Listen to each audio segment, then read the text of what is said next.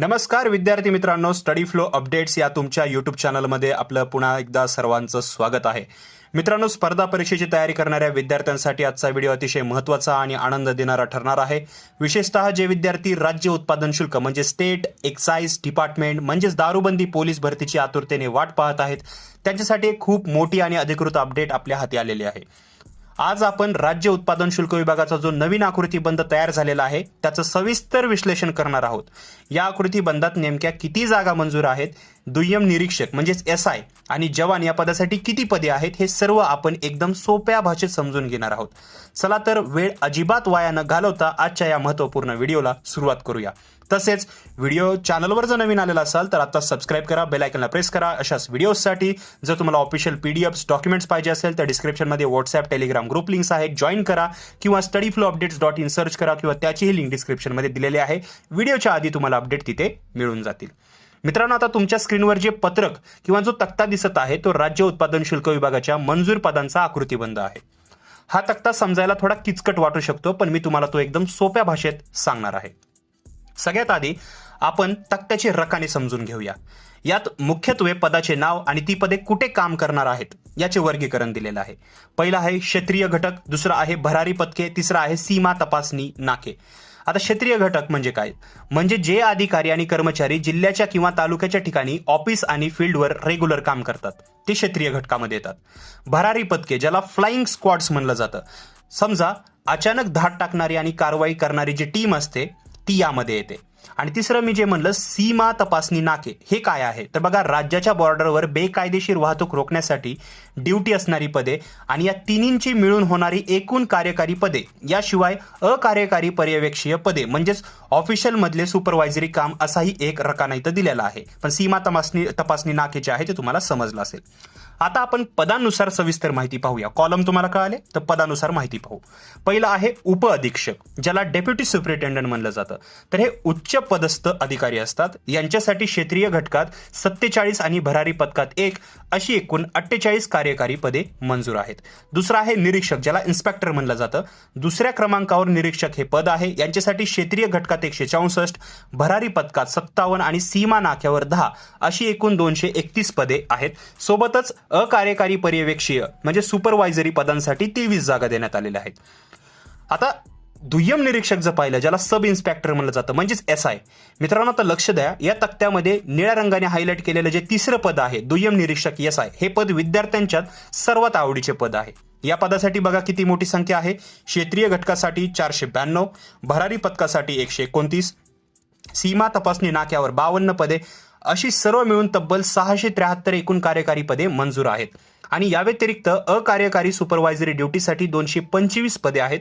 मित्रांनो, SI बनण्याचे स्वप्न पाहणाऱ्यांसाठी हा खरोखरच एक गोल्डन चान्स बनणार आहे. चौथं सहाय्यक दुय्यम निरीक्षक, ज्याला ASI म्हणलं जातं. यानंतरचे पद जे आहे ते हेच आहे. याच्या एकूण 222 जागा कार्यकारी गटात आहेत. यामध्ये 164 क्षेत्रीय आणि 58 भरारी पथकामध्ये येतात.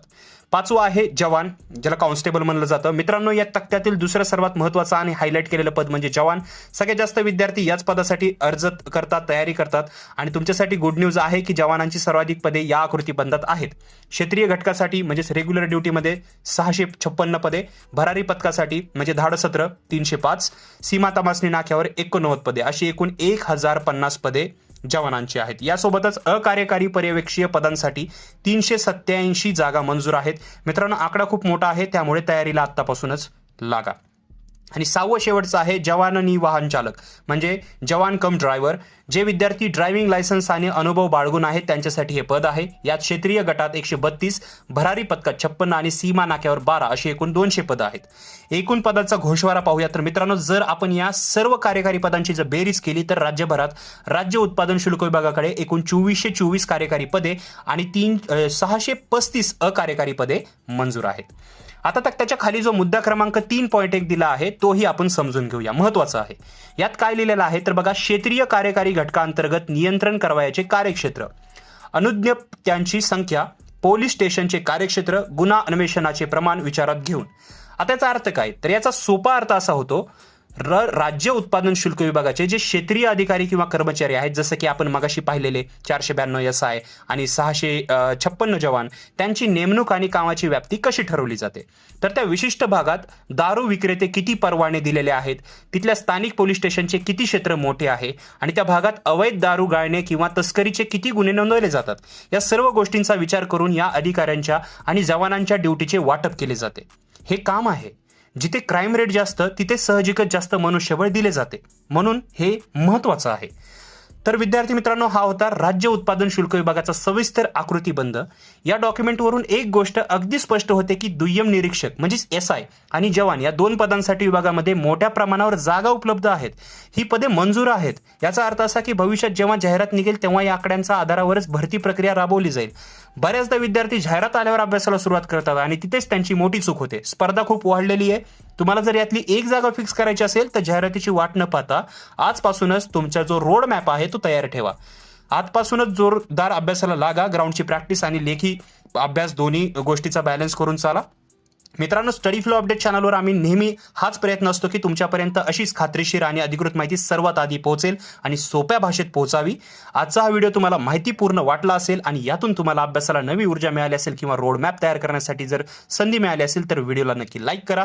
तुमचे काही प्रश्न असतील किंवा तुम्हाला अजून कोणत्या विषयावर माहिती हवी असेल तर खाली कॉमेंट बॉक्समध्ये मला नक्की सांगा. मी नक्की रिप्लाय देईल. आणि हो, अशाच नवनवीन अपडेट्स, अभ्यासाच्या स्ट्रॅटेजी आणि जॉब अलर्टसाठी आपल्या स्टडी फ्लो अपडेट्स या चॅनलला लगेचच सबस्क्राईब करून शेजारचं बेल आयकॉन प्रेस करायला विसरू नका. भेटूया पुढच्या व्हिडिओमध्ये एका अशाच महत्त्वाच्या अपडेट सोबत. तोपर्यंत अभ्यास करत राहा. तर मित्रांनो, हा व्हिडिओ पाहिल्याबद्दल धन्यवाद.